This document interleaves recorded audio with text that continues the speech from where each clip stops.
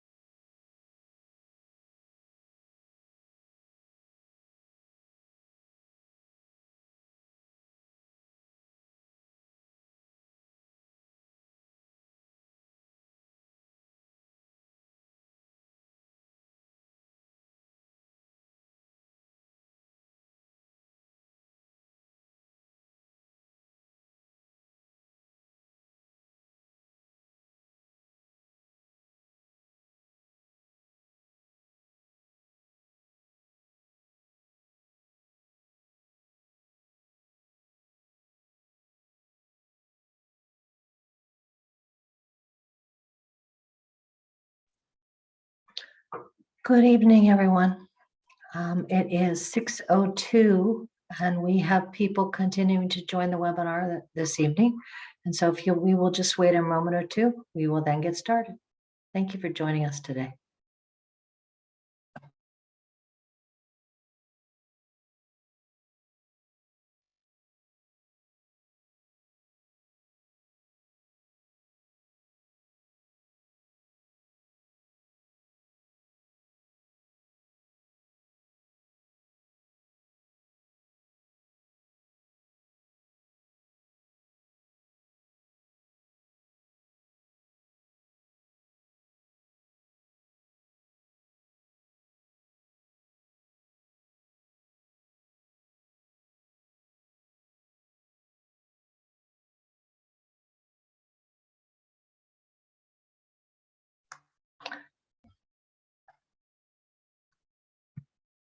Good evening, everyone. I want to say thank you for taking the time to join us this evening. We are going to be talking about electric generation rates, or what I call our CCCE monthly update. I'd like to introduce myself. My name is actually Susan Davison. I'm called a key account specialist based out of the San Luis Obispo office. And I'm joined this evening by Jenna Espinosa, another key account specialist, and she is also out of the San Luis Obispo office. Jenna is going to be managing the chat this evening. And so if you would actually use the Q&A feature on your screen, if you move your mouse around, you'll see the Q&A. You can put your questions in there, and then we will actually have Q&A at the end of the presentation. It's not a long presentation. We'll have Q&A at the end of the presentation, and we will actually answer the questions. All right. Jenna, can you check? Do you know if are we recording this evening? It shows that it's recording on my end, yes. Perfect. Thank you very much. All right. So here's our agenda for this evening. We'll talk a little bit about electric generation rates, our current rates that went effective March 1st of this year, what the rates provide, any kind of rate assistance that is in place, and then our question and answer session at the end. And so what's exceptionally important for you to know this evening is this webinar is only relevant to customers that are in the PG&E service territory. So Central Coast Community Energy is actually one of the few CCAs, that's an acronym for Community Choice Agency, CCA. We'll use that a bit tonight. So Central Coast Community Energy actually serves customers in PG&E service territory and also way down south in Santa Barbara County and Edison territory. This webinar this evening is not relevant to the Edison customers.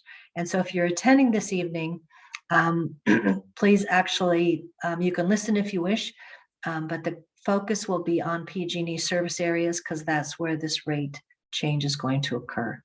We'll talk a little bit when we get into the rates about what happens in the Edison territory, but again, tonight's webinar is relevant to PG&E service territory.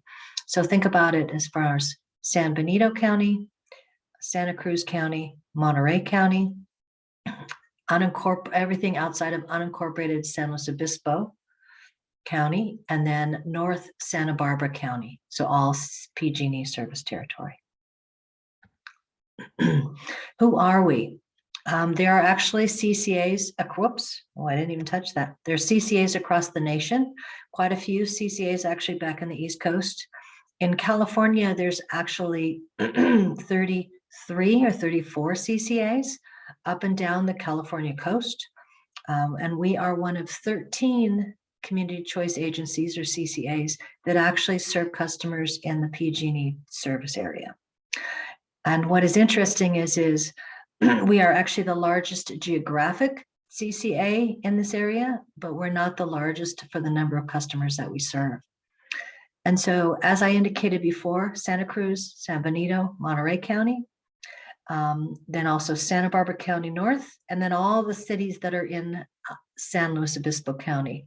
We do not serve the city of Lompoc, who has their own municipal utility, nor do we serve the city of Santa Barbara. They actually have their own CCA. And Atascadero just actually voted to join us last month, and they will be joining us actually in in 2024, January of 2024. So they're a bit away, and that will leave the last unincorporated county of Santa Barbara, who we do not serve at this time. So how do we work with PG&E or Edison? We actually partner with PG&E and with Edison. And so the grid, the billing, and your meters are all managed by PG&E or Edison.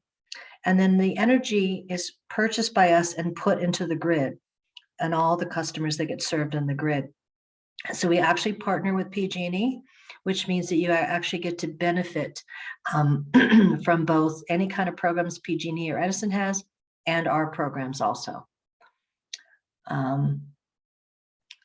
Yeah, I'm sorry. Thank you, Jenna, for correcting me. Yes, I misspoke. We do not serve unincorporated San Luis Obispo County. We do serve unincorporated Santa Barbara. Yep, I'm talking too fast. Thank you for putting that in the chat box. Appreciate it. So we actually partner with the utility and we put our energy into the grid. And so we procure it and then it's delivered to you via the transmission lines. So why is this an important webinar tonight? Because electric rates are set locally, okay? So the utilities set their rates and CCAs in California also set their rates. And so historically across California, the CCA would actually take the rates of the local utility and then discount them. And so we currently are no longer calculating our rates based upon PG&E. We are basing them on the cost to serve our customers. And when we say that, what we mean is our residential, commercial, agriculture, and industrial customers. So everyone that we serve, we looked at our rates, determined what it cost to serve, and discounted them. And I think you're going to be really impressed by it. Because we do know that PG&E's rate, well, the utilities, not just PG&E, utility rates increase, it looks like every quarter. And what's happening is we are actually no longer tying our rates, which means that our plan is to have our rates more stable and more fixed, which means that they're clearer, easier to understand, and they don't move around like the utility rates have been doing for the last few years. So historically, when we started years ago, we are actually a public agency, and our board actually put into place, they vote the rates and they determine the rates. We have an operations board and a policy board. And when the rates were first set, we took PG&E's rates and discounted at 3%. Then in 2009, we took PG&E's rates and discounted at 5%. Then COVID hit in 2020. And so at the beginning of the year, in January of 2020, our board voted for a 7% discount off PG&E's rates. Then COVID impacted us. And so in May and June, we actually backed up and said, we're going to give a 50% discount for May and June on the generation of your bill to all of our customers, from the biggest customer to the smallest customer. Everyone actually got the discount. Then the board said we will actually keep it at a 2% discount as of July. And then we are now at March 2021, and we are actually unhinging from what we call the IOU less a discount rate structure and setting our own rates. And so when you look at the screen, you can see how much we have saved by giving this discount off the current existing rates. $50 million just on electricity. And then the reduction was $24 million in May and June that was given out and that was put on the customer's bills. And that's not something we asked for it back. We are a public agency. We don't have shareholders or actually money that we need to tuck away. And so what happens is that revenue, operating revenue that we generate came back to our local customers, and they saw it in rate reductions on the bill. So that's an example of how our board thinks about and focuses on setting our rates. So here's our current rates. Now, there are 75 different rates. So if you're in PG&E territory, when you go look at the different rates, there's 75 different types of rates. And so they come in buckets from like residential to smaller, medium commercial to agriculture. And so we tend to think of them in this bucket as like a large commercial. And so what you're seeing on the screen here is an example of how our rates will be set from March 1st of this year through the end of this year. We will then at the end of this year take a look at rates. Our goal is to keep them consistent for 3 years. We will look at the rates at the end of this year. So what you're seeing is the rates, this is an average, because remember, if there's 10 different residential rates, what we did is we are looking at an average of those residential rates and the savings that you'll see. So I'm looking at the question and answer, and somebody asked about what's our position on the rates, because as of March of this year, actually beginning of this year, PG&E's rates increased about 18%.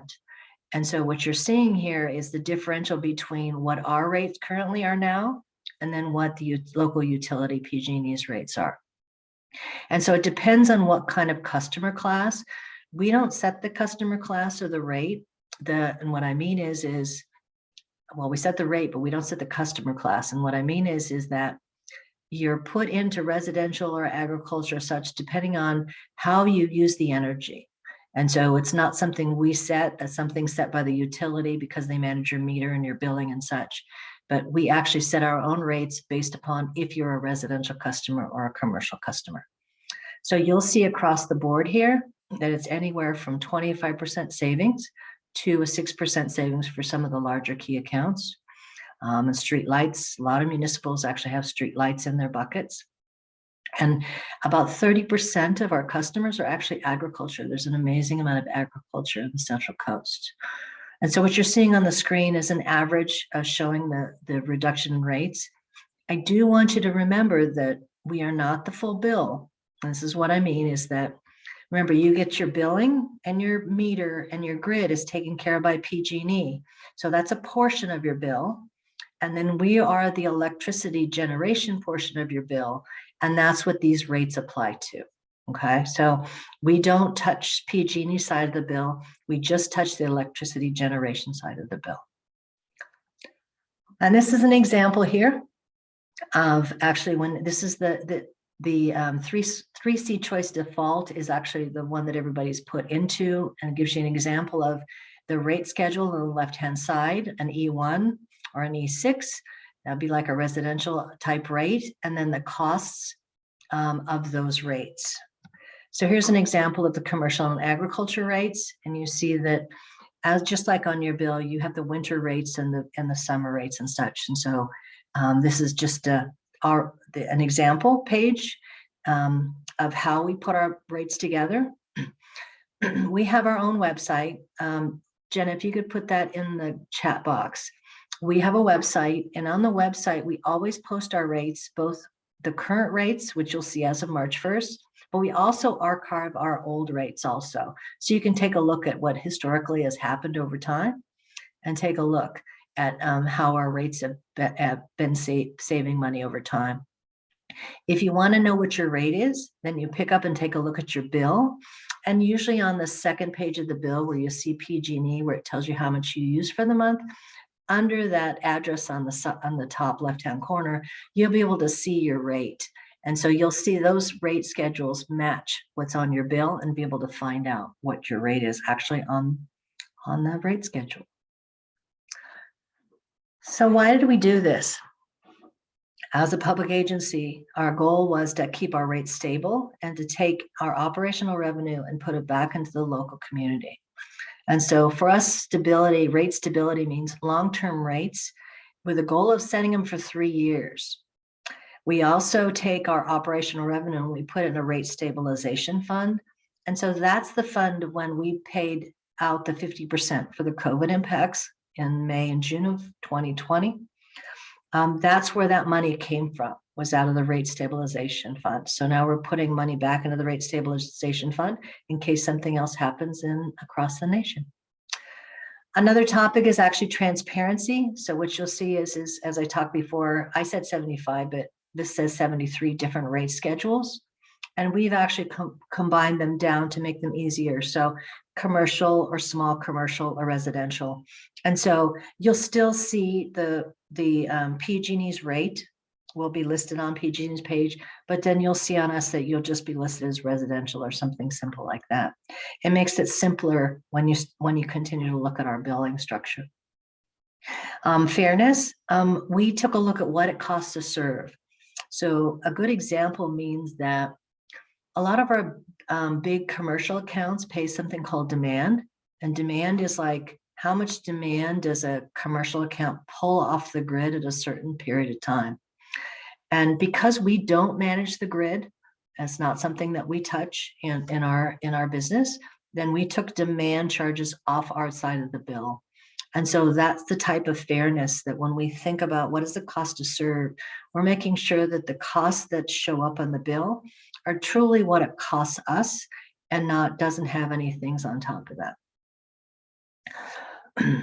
All right, and then the last is competitiveness. Our goal is for our rates to be lower across all our customer classes. And so that's part of our mission statement. When you go look at our webpage, you can actually see that our rates that our mission statement is actually to have lower rates and bring our revenue and our benefits back into the community. We're also shifting the solar customers to monthly billing. All of our commercial customers now currently are on monthly billing. And across the state of California, that's one of the things that's occurring is the commission is seeking to move all the customers into monthly, including all the solar customers. And so we're moving our customers in monthly billing. We're eliminating the large true-ups that happen on an annual basis. And our goal is to actually for you to see how much you use in energy. Here's an example.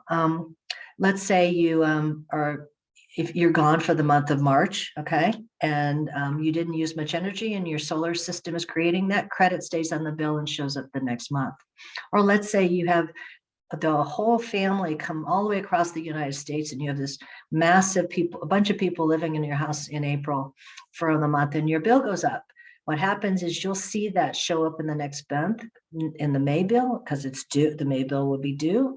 It allows you to really adjust and pay attention to how you're using your energy and not feel like you're going to get a large true up that doesn't make sense when your true up normally would occur.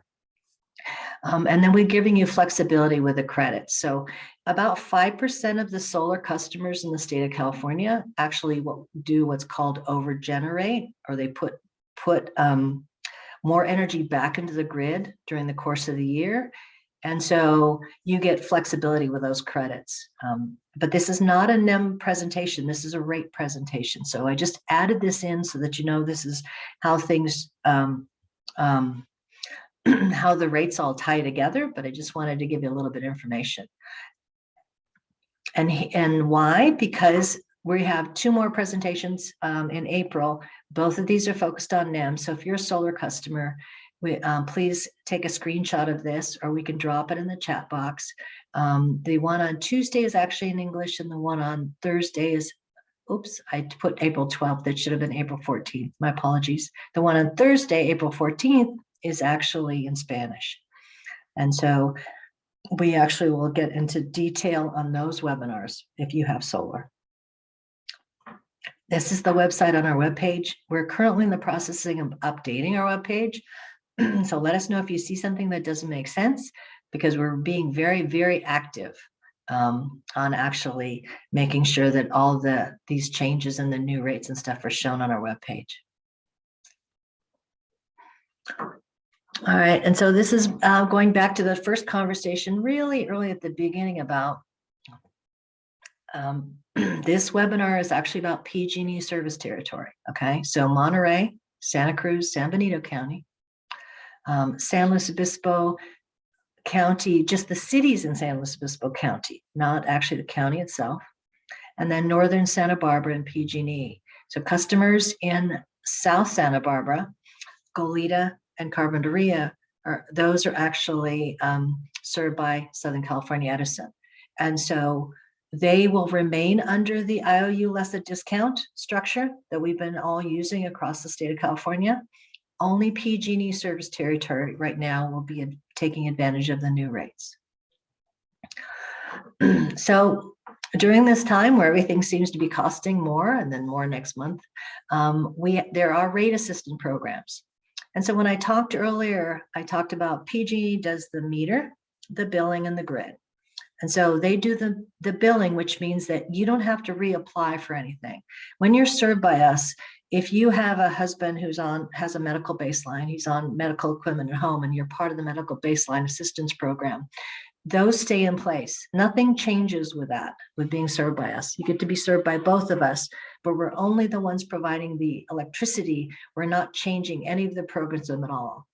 And if you're not participating, these are really, really good programs for you to take a look at, because the CARES and FERA give you discounts on your bills. The AMP program is a way of actually, when people were stressed and lost their jobs during the beginning of COVID, it's a way of actually addressing the billing issues that were there. And so take a look at the link at the bottom of this page and take a look at the financial resources, because these are here for you to be able to use. And so I consider them very valuable tools in addition to what we do. All right, so we're now in the Q&A section. All right, so Jenna, do you want to moderate a bit? And you've got some. Sure. Okay. Thank you. So we had one question that asked if we would explain how a monthly true-up would work, and I would love it if you could clarify the difference between monthly billing and an annual true-up, because we're not moving to monthly true-ups. Correct. Okay. So monthly billing means that if you use some energy during the month, then it'll show up on the next month's bill. And so rather than actually pay a big, large bill, okay, in months from now, let's say in August, if your annual true up is in August, when you get that one big bill a year, monthly billing just allows you to make those small payments during each month. And what happens is then you don't have that big annual true up that comes up. So that's how it occurs. That's how our commercial customers do now, is they actually, a good example, okay, is we have a lot of agriculture customers who actually have a lot of their field staff move down to Arizona and such and do work down there during the winter months, and then they come back in early spring. And so what happens is they have a lot of solar on their property, and so they're generating a lot of solar credits. And so those credits stay on your bill. So if in January they generated more than they used, then what happened is that credit goes into the next month, and you get to use that credit down until it's gone, okay? Until maybe then you have to pay. Or at the end of this year, because we're on an annual period, at the end of this year, if you have over-generated and you have credits, then you actually have the right to be able to ask for some of that money. But again, this is not a NEM webinar, okay? So monthly billing versus annual true-up.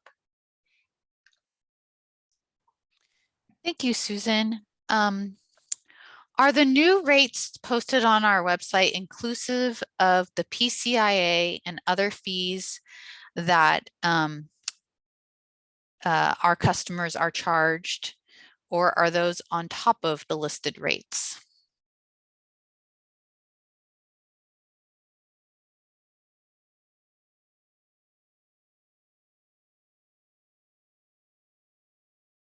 If you're speaking, you're muted. We can't hear you. I am muted. Sorry about that. So the answer to the question is the rates are not inclusive of the PCIA and the franchise fee. So that's a great question. I also want to remind everybody that the PCIA and the franchise fee doesn't stay with us. It actually gets paid to PG&E. It's a cost, their cost of doing business. So it shows up on your bill as a specific line item, but is actually collected by us and given to the utility. We do not keep that money. Great. So this is a great question. How do I calculate what I will actually be charged for the next kilowatt hour? There seems to be additional costs for each kilowatt hour over the generation charges. Okay, Kenneth, let me think about that. How do I calculate what I will actually, okay, Karen Herder gets to take another sip of beer because I use the word actually again.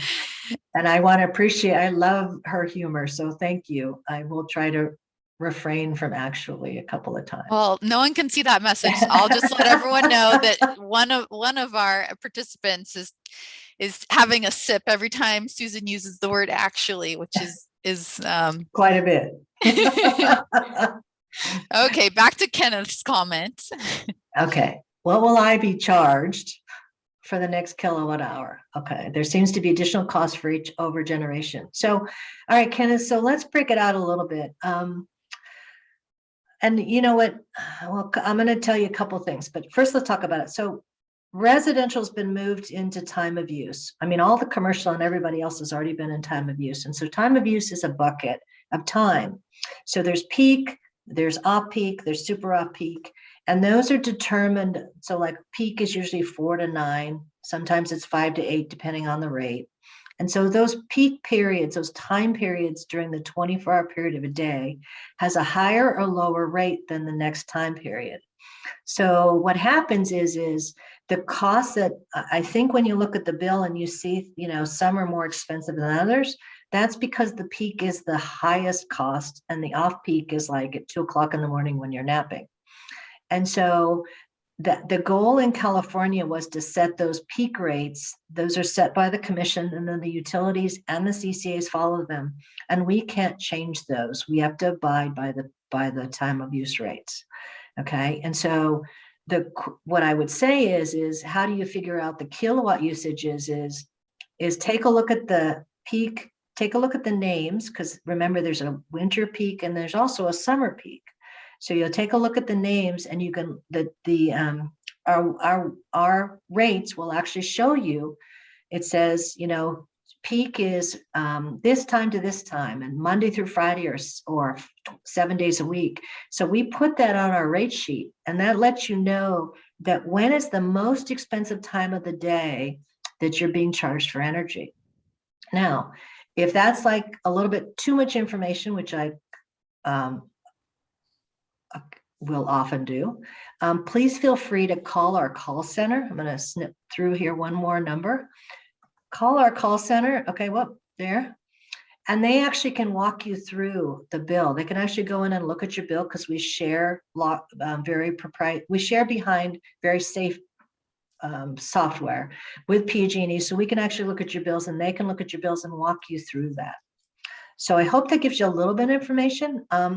But you can call the call center, you'd call the PG&E, so you'd call North Support number and they will actually walk you through. And if you have more questions, then they actually reach out to people like Jenna and I and ask more questions. So I hope that answered your question. All right, next question.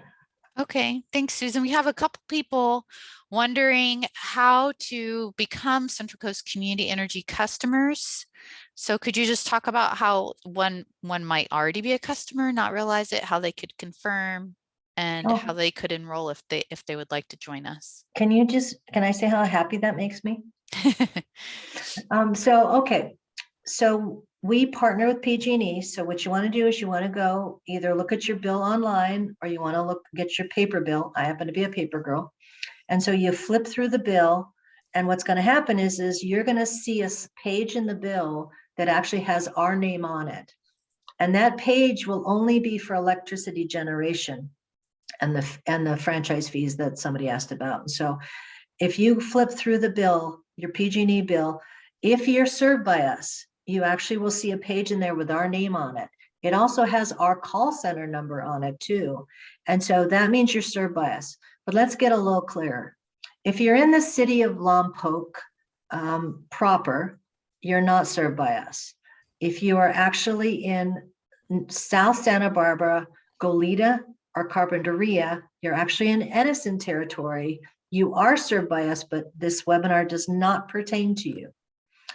If you're in, let's say, a wine country and unincorporated San Luis Obispo, you are not yet served by us. But here's what's very humorous. If your office is in the city of San Luis Obispo, you are served by us. But if your home is in the unincorporated San Luis Obispo, you are not served by us. So that's the only area right now in the Central Coast that hasn't brought us to the table yet. And so and Atascadero is that last one that's coming online. So for that one, that will happen automatically, probably in January of 2024. It's been voted on by the city council. So there's nothing that you can do because the state set it up that when a city decides to participate with the CCA because they want to be able to bring the benefits to their community, that everybody is put into that CCA. But remember, you have a choice.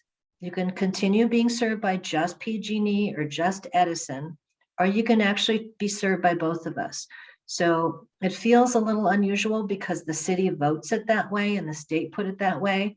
But we actually say we want to be really transparent. We want you to know that you're served by us. We want you to reach out and ask questions with us, see the benefits of it, and understand that being served by us, you get double benefits. And I think that's the best out of everything. So thanks, Jenna. Next question. Yeah, I'll just respond and tack onto that. Just one more time to clarify that the PG&E services that they provide is billing, meter reading, for managing the grid, and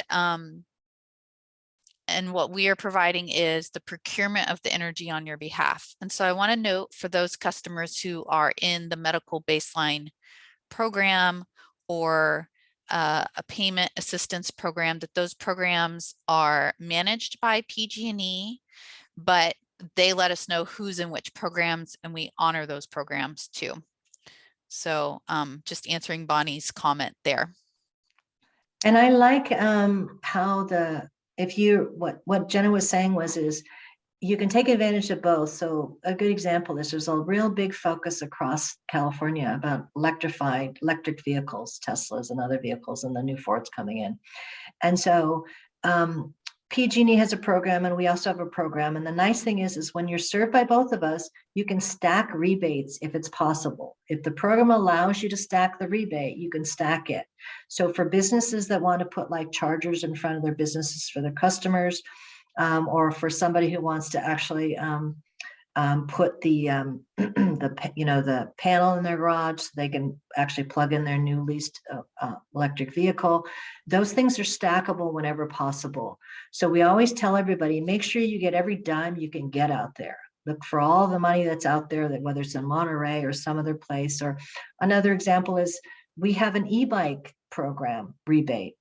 And if you buy local, you get an extra $100 by buying local in that.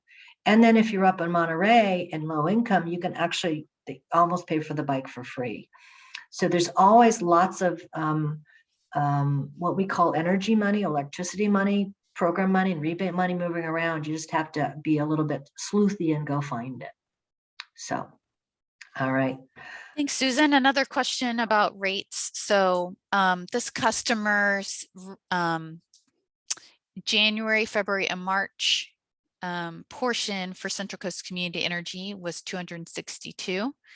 At the new rates for those same months for the same amount of usage, that would come to $467. That is a big increase. Why are they seeing such a large increase? I actually don't know. And here's my suggestion. The call center, I left it up on purpose on the screen. Call the call center and ask them some questions. We do what's called cost analysis for customers. Because sometimes it has to, it could be usage is different. It could be all sorts of different things. And so I'm not going to assume because I'm not looking at your bill, but this is the kind of questions we like for customers to ask us so we can figure it out and help you navigate that space. Because our goal is actually to be as transparent and clear as possible and figure out how you can actually save money on your bills. So I know you're anonymous. We didn't get to see your name, but feel free to call the call center. And like I said, they will give you more information. All right, thank you. So when will, go for it. Nope, it looks like you're just working your way down the list. That's fine. So when will monthly NIM begin? Okay, so monthly NIM actually began in January. So the monthly should be showing up on your January bill, and then it will continue after that. So if your PG&E true up is in April, you're actually being able to take advantage of all you're being able to take, if you over generated, you're taking advantage of all the credit now, which is really cool. Or what'll happen is you're going to see the true up pop up now, and then you'll be paying monthly after that. So your timing was actually pretty good.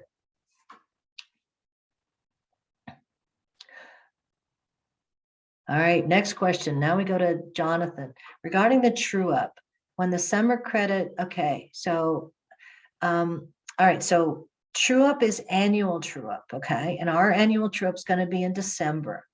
And so remember, it's if you over generate, which is only 5% of the solar people, then it'll be at the NSC is actually what's called net surplus compensation. So if someone has more, if they put more solar into the grid than they use, then it's called net surplus compensation, and that happens at the end of the year.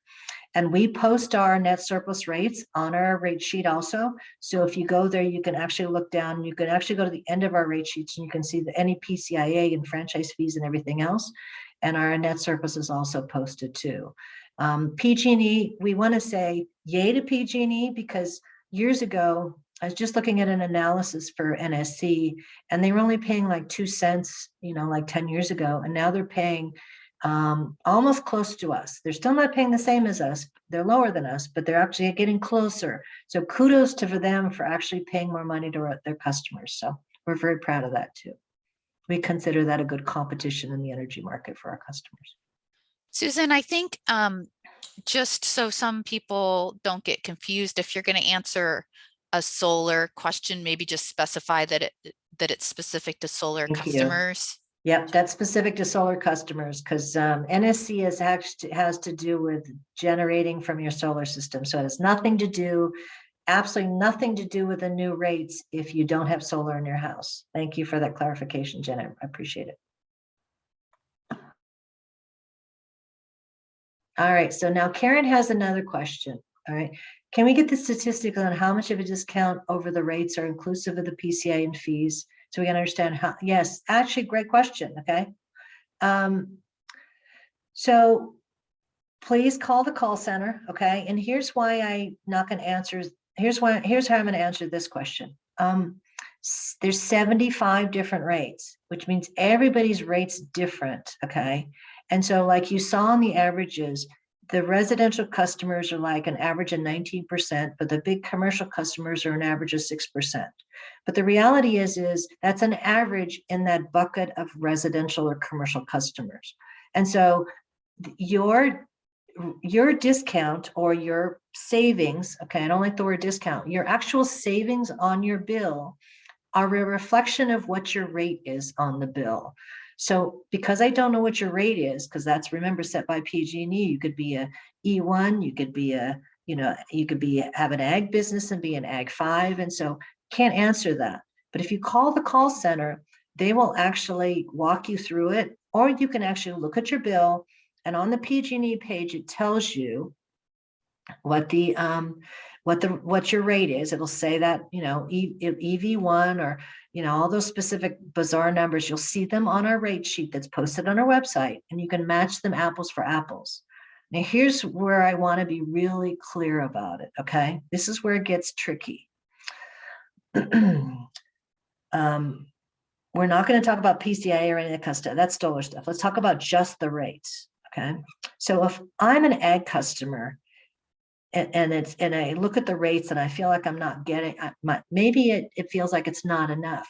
You don't have to remember that on most of the customers, there's a demand charge.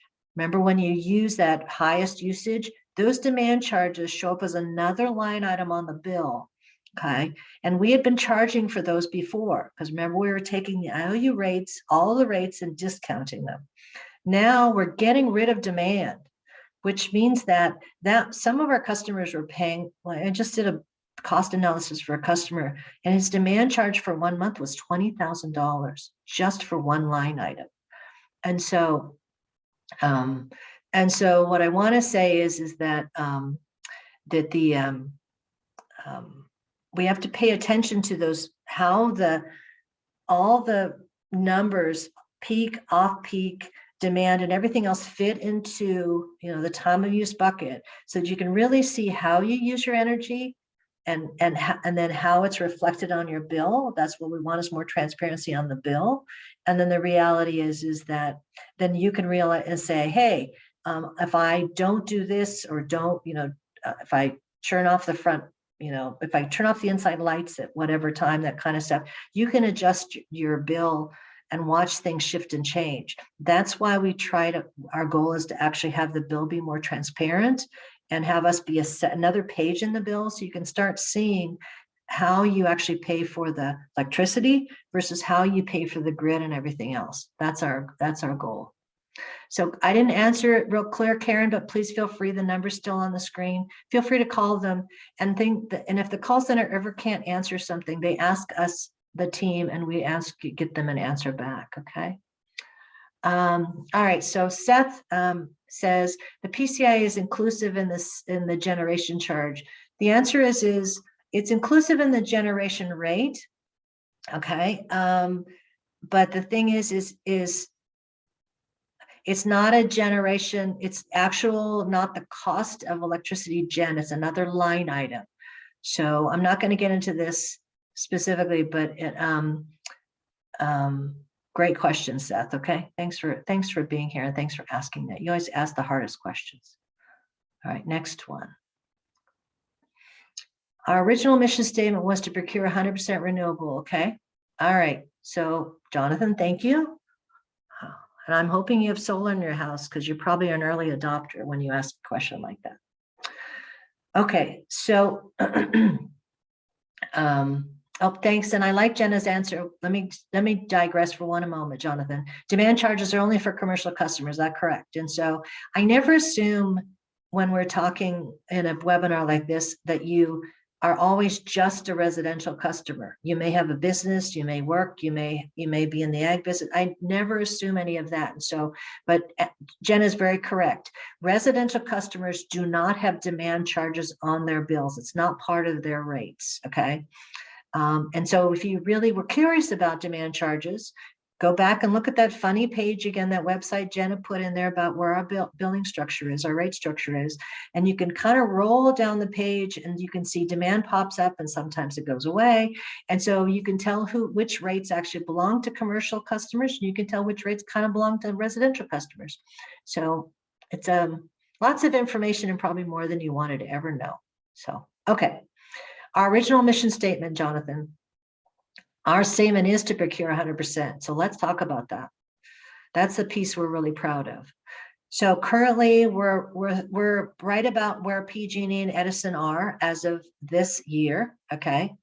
But our mission is 65% renewable by 2020, 60% renewable by 2025, 60%.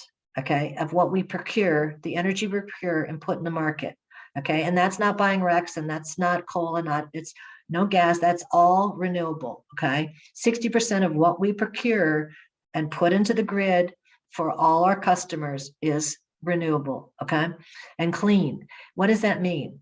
As of today, we have the contract signed and the projects built are in process of being built for that 60%. So we know that by 2025, we're going to be there. Our goal is to be 100% by 2030. That's 15 years ahead of all the utilities, the other utilities that we're really proud of. That's where we're working now towards, okay? And so, and making sure that we have the right layer of energy that's procured so that we actually are able to cover that stability and reliability is also part of our mission statement. So that's how we think. So I appreciate the question. Thank you very much. All right. Okay, so, oh, Frank, you may not be a TOU, time of use. Okay, so let's go to time of use. So what's happening is like I talked earlier, is almost all the commercial nows are and industrial are in time of use, okay? Frank is correct that there are some customers that are not in time of use. And what does that mean? There are some customers in what we call legacy rates. So I'll give you an example. I have a solar system on my house. We're back to solar again, Jenna. I'm sorry, I apologize. And I have a solar system on my house, and I'm actually in tiered, not in time of use. And my system is, so the tiering is tiered by how much it's kind of like buckets you can use instead of times of the day, okay? And so I'm in that grandfathered legacy structure for a period of time until it ends, and then I will be placed into time of use. So what's happening in California is the utilities are marching, as at direction from the commission, are marching time of use across the state, and so in residential accounts. And so it's been happening up in Sonoma and the other number, and it's coming down into here. And so if you, Frank, are not residential time of use, then either you're in a legacy or you will be in time of use in the next few months. Okay. Oh, wait a minute. He chose a fixed price and paid extra for his renewable. So, okay, you're another solar company. You're breaking my rules here, Frank. Okay. So, all right. So, Frank, I don't know how to answer your question about fixed rates and stuff. So here's what I'm going to say. Okay, you had to sign up with us. So I think we need to call the call center and kind of unfold this, because I don't know how your solar system's put in place. I don't know if you have what your agreement is and contract and that kind of stuff. Remember, solar is an agreement with the utility. It's your solar is the permission to operate is with the utility, and we honor all those things that are in place. Or you might be with a solar company and such. And so, because I can't see your agreements and I can't see your bill, I can't answer the question. Now, told you had to sign up. I'm going to be transparent again here and say, when CCAs, when a community choice like us comes into a community, the whole community is put into community choice. But you as a customer get to choose, okay? What happens is it's an automatic, you're put in, because what happens is when the city or state or county votes it in, then what happens is we're given a year to quote unquote procure the energy and put it into the grid for you when you start service. But like I said before, we are a choice. You get to we're partnering with PG&E, with Edison, so you get the best of both pieces. But if you're a customer, let's say you have a family member who works for PG&E, want to be served just by PG&E. It's called PG&E bundled service, and you can be served by just PG&E. You just call the call center and talk to them, okay?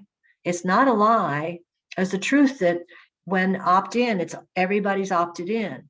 And we get a lot of pushback on that, quite honestly, but we didn't set the rules up. The commission set the rules up. So, and they wanted us to survive because we're not paying shareholders. Our operational revenues coming back into the communities through rate reduction. You see lower rates, and through the energy programs and stuff. And so the cities wanted to take advantage of it. And so that's the view of it. Is it feels a little funky, But quite honestly, is you do have a choice. So hopefully I answered your question. And like I said, Frank, if you want, call the call center. All right, they'll talk to you. Okay, next question, Kenneth asked question. I understand time of use. Yay, kudos to Ken. I used to be able to get the full rate from PG&E. Are the charges on top of the, okay. Okay. All right, so this is not a solar webinar, guys. I really got in trouble by talking. Well, no, that's not true. Let me frame it this way. Okay. What happened is this: when CCAs came into play in California, and the utilities had been directed by the commission to purchase electricity, they had contracts in place. So when a city decides that they want to be served by us, then what happens is the utility is allowed to collect a fee called a PCIA fee for a period of time until those contracts are gone. So what's happening is those contracts are going away over time because they were fixed contracts. And so the utility is not allowed to collect for them for more than the term of the contract. And so when you come into service, the PCIA has a date. So just kind of like with a solar system where you get a permission to operate and you get those rates usually set for like 10, 15, 20 years, okay? Same with the CCAs. When you come into service, there's a PCIA. That PC, so we have a generation cost. Let's say it's 6 cents, the cost of electricity, okay? And the PCIA is an additional charge, and that is collected. It shows up as a line item on your bill, and then it actually is paid to the utility. Now, here's where I want to get a little quirky on that conversation, is if you're a PG&E only customer, that means you're not served by us at all, okay? You had paid a PCIA fee in that rate you were paying. It just never showed up as a line item. So that's what's quite humorous, is most people never know that whether you're served by PG&E or you're served by CCA, you're still paying a PCIA fee. The utility is allowed to collect that PCIA fee, but but being served by us, we're being super transparent and putting it on the bill so you can see it. So you can start seeing all the different pieces you pay for. So PCIA and franchise fees, no, they're just like everything else. So if you use 1 kilowatt of energy, then let's say it's 2 cents for your cost of energy. Or if you do 100 kilowatts of energy, then it's 100 times the 2 cents. So no, all the different things that show up in your bill are almost always by usage, rather than actually a fixed or flat fee. So I hope that helped. All right, what's Susan's last name again? Uh-oh, I have to give myself up again. My name is Susan Davison. You can actually see Jenna and I and others on the team. You can see our smiling faces on the website. You can go to the staff and you can find us. All right. My solar guy's asking another question. We only have 5 minutes left, everyone. So we'll keep asking questions until we run out of time. Okay. So, great question. I like, Frank, I like these great, you're wearing your business hat today. So if we don't produce the energy, are we buying it from producers other than PG&E? Then selling it to PG&E, the answer is no. Okay. And no, we're not a middleman. Okay. So most people don't know there's 22,200 energy producers in the state of California alone. 2,200. Okay, that means all different kinds of energy, from nuclear to coal to renewables to everything. And so we go out and we buy in the same market that PG&E and Edison and everybody else buys. And because we're big enough, and because we have an S&P A rating, we were the first CCA to get the S&P A rating. We're very proud of that. We have long-term contracts for energy procurement. And that's why we could figure out what it costs to serve you. Because if we have a 20-year or 30-year contract for renewable energy, we know how much that's going to cost us for the next 30 years. That allowed us to figure out what it costs to serve. So no, we don't sell our energy to PG&E. And here's the other piece that most people don't know. PG&E is not allowed to make profit on their energy unless they actually own the facility. So if PG&E builds a solar plant and then they use that energy and put it into the grid for some of their customers, they are then allowed to make a profit on the capital improvement of that project. But by law and by the commission, PG&E, if they actually go in the market and buy energy, they cannot put any kind of profit on top of their energy. So how the energy market's really kind of complex, but it's really set up so that we all get to actually go in and actually get access to it and keep our rates really low. So no, we're not a middleman. We just happen to take our energy and put it into the grid, same grid that PG&E is maintaining, so that we're all aware of how much is in there that we can keep everybody's lights on. So great question. Oh, I like it. So Jenna's actually highlighting one of our new projects, which we're really proud of, is Slate Solar. Went into operation. And so this is a perfect example. Again, I'm going to say we don't build stuff. We're not developers. Okay. But what we do is we work with both utilities and with the other CCAs on projects that get built in California, because we really want our energy local as much as possible. And so we partner with other CCAs and stuff and do the big projects like Slate. And then we have guaranteed energy coming in at a fixed price, okay, that comes in from projects that we have contracts with that actually then that gives you energy into your house at Frank, wherever you live. So thanks for asking the question. All right, we have 3 minutes left. Thanks. I know I keep saying CCAs. I'm really bad with acronyms. So I don't know. We should ask did I get actually stuck in there any more times? Were there any more sips of beer before the end of the conversation? I don't know. Actually, you said quite a few more times. I'm going to have, it's like, well, it's when you record something, you get to listen to yourself speak and you're like, that's really bad. It's like, no, it's not bad. You did a fantastic job covering a breadth of topics. Really appreciate your expertise, Susan, and sharing it with us. We do have those upcoming webinars for our solar customers if anyone wants to dig in deeper. And with that, if you have any outstanding questions, please do call the call center. We'll be sending out a copy of the slide deck and a recording of this webinar later this week. Thank you, everyone. Thank you, everybody.